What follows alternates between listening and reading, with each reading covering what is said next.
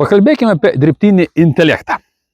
Jis irgi, kaip pasime, pavaldus yra gamtos dėsniam. Pagal gamtos dėsnius yra toksai vienas iš dėsnis, kad žmonių visuomenė per 4 kartas degraduoja, jeigu nebūna iš išorės iššūkių, kaip karas ar kažkas tokio panašaus, arba viduj visuomenė nekuria savo iššūkių, kažkokių didelių projektų, kur reikia mobilizuotis, tauta degraduoja.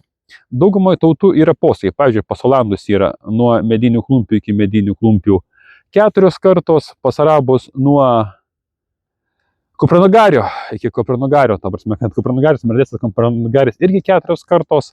Yra toks vadinamas El-Khaldūno prakeikimas. Tai yra filosofas, vienas iš pirmųjų žmonių, kuris rašė apie valdžią, apie valdymą. Labai senai, 1000 virš metų atgal gyveno dabartiniai Egipto teritorijoje. Ten buvo toks aprašymas. Pirmą kartą atėjus iš dykumos užkariauja visuomenė. Antra karta plečia užkariautas teritorijas. Trečia karta užsiminėja menu, grožiu, puoselėja vidų. Ketvirta karta viską prašyka, nes ateina kitų beduinų pirmą kartą ir užkariauja tą teritoriją. Tuo tą mes puikiausiai matom ant vakarų Europos. Ten jau ne 4, ten gal kas 5, 6, 7 kartas nuo Antro pasaulinio karo šitą degraduoja. Lietuva mes ir tą puikiausiai matom, iki jau per 35 metus 2 kartos, tai netgi yra greičiau. Tai galvojat, su dirbtiniu intelektu bus kitaip, ką tai bendro turi su dirbtiniu intelektu. Tiesiogiai. Tai, kad dirbtinis intelektas irgi bus pavaldus šitiem dalykam. Nes dėl vienos paprastos priežasties. Visą informaciją, kokią galėjo užkrauti žmogaus sukurtą į dirbtinį intelektą, jau užkrovė. Ir dabartinis dirbtinis intelektas jau makinasi iš pačio jo sukurtos informacijos. Dabar pats dirbtinis intelektas generuoja informaciją, kurios pagrindu makinasi naujas dirbtinis intelektas.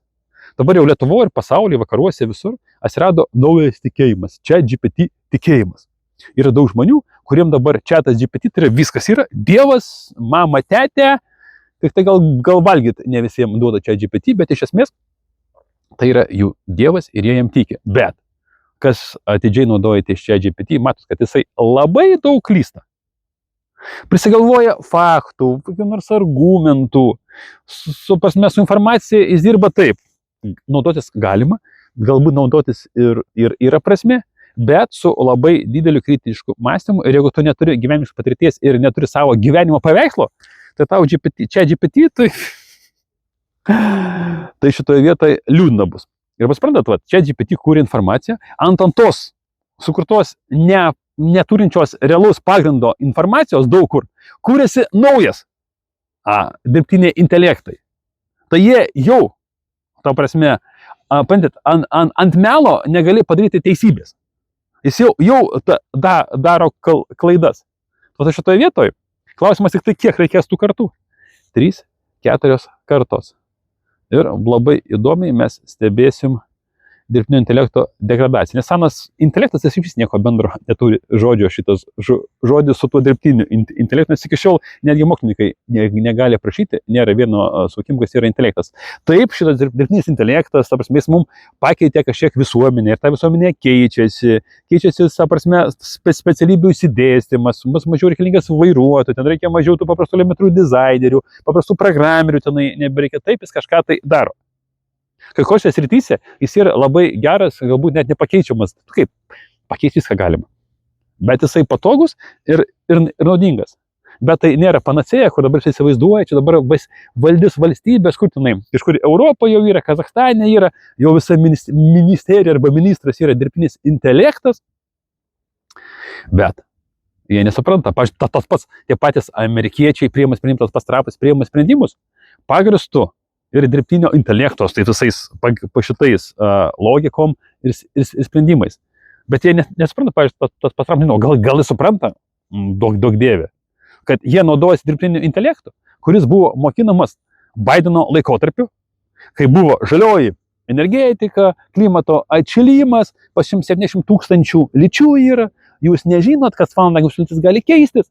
Tai ne šito viso buvo mokamas dirbtinis intelektas. Ir jeigu dabar jūs priima sprendimus naujam pasaulį, kur pasikeitė labai stipriai taisyklės, kai pagal Trumpą jau yra tik tai 2 lytis, kai atšilimas vėl yra niuansai, kad čia didelės visokios aferos ir dar kažkas tai. O jūs priimat sprendimus, grinai kaip žmonės, nu, nieks nesikeičia. Realiai, jūs visi priimat sprendimus, žiūrėdami į praeitį ir galvojate, kad jinai bus tokia pat. Tas pats ir dirbtinis intelektas ima seną informaciją, kuri nebėra aktuali ir kūrė ateitį. Kaip galvojate? Šitas visas dalykas ant kiek turi nuostabę, gerą ateitį ir kaip tai stipriai įtakos. Įtakos labai stipriai. Ir klausimas, į kurią pusę. Kai kas to pasinaudosim, o daugumai tai bus liūdnas dalykas. Taip pat, mėlyjeji, kas įtikėjot kaip į religiją dirbtinį intelektą, kol dar nevėlu, rekomenduoju biškai grįžti prie smegenų savo lavinimo ir vis dėlto žmogiškos smegenys yra dalykas, kuris, kaip ten tam filme buvo, tamsus ir tyrinėjimui netinkamas. Kaip tas filmas buvo vadinasi, kur, ta prasme, nori plačiai, kaip ten, net negaliu dabar lietuvių kalbą išversti, ataiki šitą į tvartą su šienu. Tiek to, čia kitiem kartam šitą dalyką. Taip pat, mėlyjeji, mažiau vilčių į visokius dirbtinius intelektus, naudokit tiek, kiek yra naudinga jų pinigų uždirbimui ir laiminkit savo smegenis.